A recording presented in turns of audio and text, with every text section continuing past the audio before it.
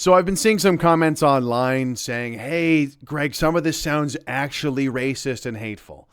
And I'm here to tell you that it's not about hating Indians, okay? It's about shattering the Overton window and helping Canadians break out of this illogical moral prison that we're locked up in. It's about saying what needs to be said and not fearing the consequences.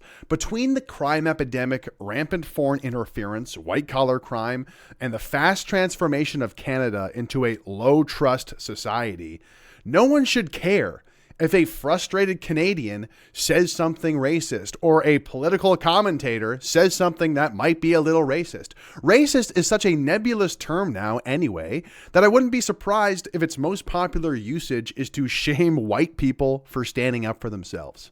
Every way you cut it, this is just a low priority item.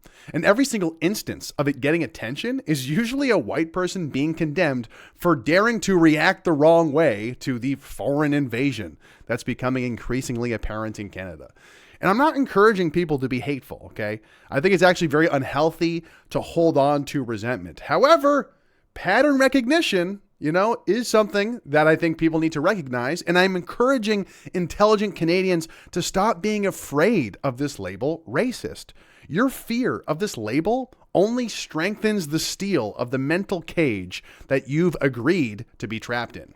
Despite the ruling parties in the USA and Canada shifting to the right, the Ottawa establishment will keep weaponizing the word racist, or perhaps woke, or perhaps people will say, those are the real racists, against concerned Canadians. But this label is only as powerful as the power that you and we people give it. You see, intimidation is one of the most effective tools that our enemy uses in this fifth generational warfare.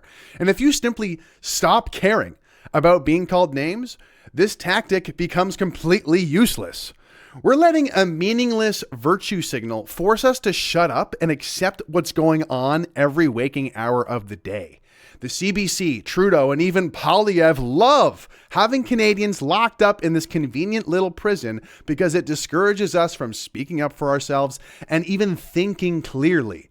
This is why the interests of actual Canadian people have been completely ignored for so many years. The threat of being called racist. And if you haven't noticed, shitting on white people and Canadian history as a whole has been a mainstream, very popular pastime from these exact same establishment figures in institutions. So respectfully, fuck them. If we don't break out of this neurotic sensitivity to this nebulous label, then we are no better than Ron McLean when he threw Don Cherry under the bus.